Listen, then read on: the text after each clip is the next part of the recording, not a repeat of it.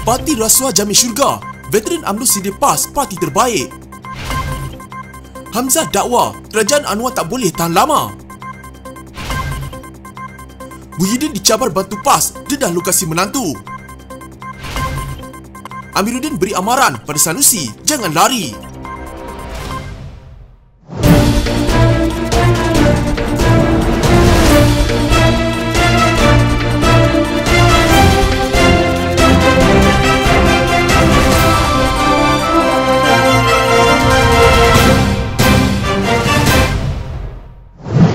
Saya sebut rasuah politik ini kerana PAS ini saya tabik. Ada parti lain mungkin bagi duit, bagi itu, bagi ini. Tapi PAS ini dia setelah rasuah politik yang paling terbaik lah, iaitu menjanjikan syurga kalau memilih PAS. Pemimpin veteran UMNO Abdul Rahman Dahlan mahu pengundi di Semenanjung Malaysia supaya mencontohi rakyat di Sabah dan Sarawak yang menolak PAS berucap di hadapan lebih 300 hadirin pada majlis Kita Selangor Arus Merah Kuning, Dun Dengkil, bekas ahli Parlimen Kota Belud meminta rakyat, khususnya menjelang pilihan raya negeri 12 Ogos ini agar tidak terpedaya dengan helah politik PAS. PAS bukan parti Islam, namun parti politik kerana banyak main rasuah tanpa kita tahu sedari. PAS merupakan parti rasuah politik yang terbaik kerana menjanjikan sesiapa yang menyokong PAS akan masuk ke syurga. Di Sabah dan Sarawak, kami tidak boleh terima PAS dan bersatu kerana parti itu hanya membawa agama dan kaum. Kami di sana tidak seperti yang mereka katakan. Kami di sana bersatu dalam membuat keputusan untuk memilih kerajaan di mana kerajaan yang tidak mengabaikan kami, katanya di ceramah di Dataran Sadiman, Bukit Canggang, Banting. Abdul Rahman berkata, walaupun perlembagaan persekutuan boleh dipindah, terdapat 4 perkara yang akan kekal selama-lamanya, sekaligus menjadikan kebimbangan Perikatan Nasional dipertikaikan. Ada 4 perkara yang tidak boleh diubah, iaitu agama Islam sebagai agama rasmi di Malaysia, bahasa Melayu sebagai bahasa kebangsaan, hak Raja-Raja Melayu dan kedudukan hak dan istimewa orang Melayu, orang asli dan bumi putera Sarawak dan Sabah, katanya. Di sebalik hakikat itu, kata Abdul Rahman, Perikatan Nasional masih tertumpu kepada isu-isu berkaitan kaum dan agama kerana ia adalah satu-satunya senjata mereka untuk menggugat kerajaan persekutuan sekarang. Penduduk di Sabah tiada raja dan kami tiada kaum, tetapi kami ada agama Islam, katanya. Bekas menteri itu berkata, rakyat Sabah dan Sarawak akan tetap bersama kerajaan hari ini yang diketuai oleh Perdana Menteri Anwar Ibrahim. Justru dia mengingatkan rakyat di 6 negeri yang akan mengundi hujung minggu ini untuk memilih kerajaan yang stabil. Pembangkang hanya memainkan isu kaum dan agama kerana mahu menjatuhkan kerajaan sekarang, katanya lagi. Hadir bersama pada majlis itu ialah Menteri Besar Sementara Selangor Amiruddin Syahari dan calon Pakatan Harapan Dun Dengkil Nur Razli Said. Kerusi Dengkil secara konsisten adalah milik Barisan Nasional sehingga 2018 apabila ia dirampas oleh Adif Sian Abdullah dari Bersatu.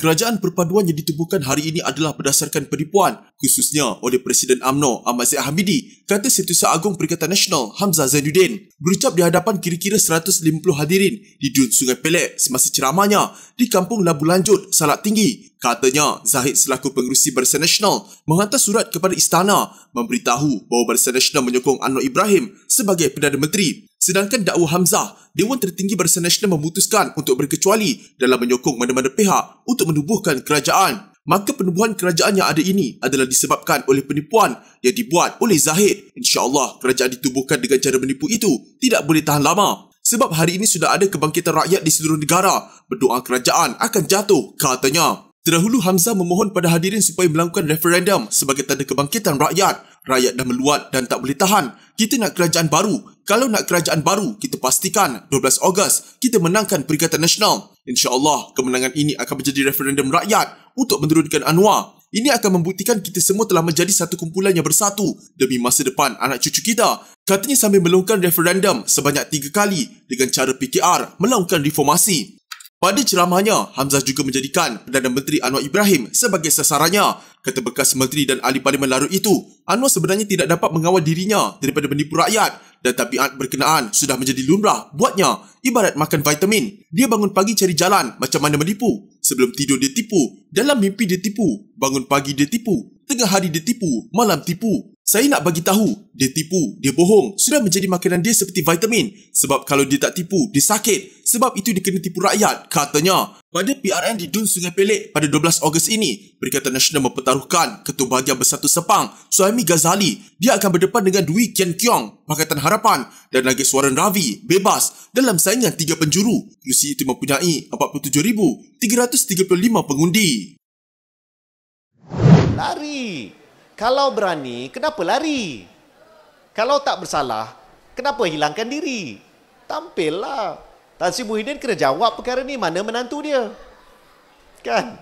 Tak payah tanyalah mana pergi duit-duit Jana Wibawa, projek Jana Wibawa. Kita minta Tan Sri Muhyiddin jawab di mana menantu anda. Pengerusi Perikatan Nasional Tan Sri Muhyiddin Yassin perlu menjelaskan kepada rakyat berhubung siasatan kes penyelewengan projek pendaftaran pekerja asing bagi sebuah kementerian oleh Suruhanjaya Pencegahan Rasuah Malaysia yang didakwa melibatkan menantunya. Pengarah Komunikasi Pakatan Harapan, Fahmi Fazil berkata, bekas Perdana Menteri itu tidak harus berdiam diri. Sebaliknya, perlu segera memberikan penjelasan berhubung kes berkenaan dan memberitahu SPRM di mana kedudukan atau lokasi menantunya itu ketika ini. Tan Sri Muhyiddin kena jawab isu ini. Beliau kena jawab dan saya cabar Tan Sri bantu SPRM cari menantunya untuk bantu siasatan. Katanya ketika ceramah arus merah kuning sepada pilihan raya negeri Selangor di Meru dekat Kelang. Dilaporkan SPRM sedang mengesan 2 individu iaitu Muhammad Adlan Berhan 48 dan Mansur Saad 69 bagi membantu siasatan kes penyelewengan projek pendaftaran, pengambilan dan penyimpanan biometrik pekerja asing bagi sebuah kementerian. Menurut SPRM, semakan rekod oleh Suruhanjaya itu juga mendapati kedua-dua individu terbabit sudah meninggalkan Malaysia dan setakat ini tiada rekod kedua-duanya telah kembali ke Malaysia. Pelbagai usaha telah dilakukan oleh SPRM termasuk berhubung terus dengan kedua-dua penama dan peguam masing-masing, namun mereka masih gagal menghadirkan diri ke pejabat SPRM. Hasil semakan SPRM dengan Jabatan Immigration Malaysia, kedua-dua penama berkenaan telah meninggalkan Malaysia masing-masing pada 17 Mei dan 21 Mei 2023 serta tiada rekod masuk kembali ke negara ini, kata Suruhanjaya Anti Rasuah itu lagi. Dalam perkembangan lain, Fahmi yang juga Menteri Komunikasi dan Digital berkata pembentukan kerajaan perpaduan di peringkat negeri selepas pilihan raya negeri akan membolehkan lebih banyak isu dan masalah rakyat dapat diselesaikan. Dalam konteks telekomunikasi misalnya, jika ada masalah, saya boleh terus bertindak mengatasinya dengan kerjasama pemain industri. Landasan yang sama ini pastinya akan memberi lebih manfaat kepada rakyat, katanya. Pengundian bagi PRN Selangor akan berlangsung serentak dengan Kedah, Pulau Pinang, Kelantan, Terengganu dan Negeri Sembilan pada 12 Ogos ini, manakala esok adalah pengundian awal. InsyaAllah peguam saya juga sedang teliti. Esok dan paling lewat Khamis akan sampai kepada Sanusi surat-surat tersebut dan akan diharap mereka tidak lari-lari lah untuk menerima submission ataupun surat saman yang kita kemukakan. Menteri Besar Selangor Amiruddin Syahri akan memulakan tindakan undang-undang terhadap Sanusi Nor berhubung kenyataan fitnah mengenai projek Gerbang Maritim Selangor SMG. Amiruddin berkata, surat saman akan dikemukakan kepada Menteri Besar Kedah itu selewat-lewatnya Khamis ini. Peguam saya sedang teliti. Esok dan paling lewat Khamis akan sampai kepada Sanusi surat-surat tersebut. Diharap mereka tidak lari-larilah, katanya kepada sidang media di Pusat Khidmat Ahli Parlimen Gombak. Minggu lalu, Sanusi dalam jelajah Mega Perikatan Nasional BEST saingi Kedah Sejahtera di dataran Darul Aman Citra mendakwa wujud skandal antara Amiruddin dengan pengasas dan penasihat berjaya Corporation Berhad Vincent Tan yang kononnya mahu melaksanakan projek RM10 bilion di Sungai Kelang. Susulan itu, Vincent mengemukakan saman terhadap Sanusi semalam dengan menuntut pampasan ganti rugi sebanyak RM200 juta kerana dakwaan berunsur fitnah. Mengulas selanjut, Amiruddin yang juga pengerusi Pakatan Harapan Selangor menegaskan isu berkaitan pembersihan Sungai Kelang dan usaha syarikat Berjaya Land Sedia Berhad di bawah projek SMG sudah dijawab termasuk di Parlimen awal tahun ini. Bagaimanapun beliau kesal kerana isu itu masih lagi dimainkan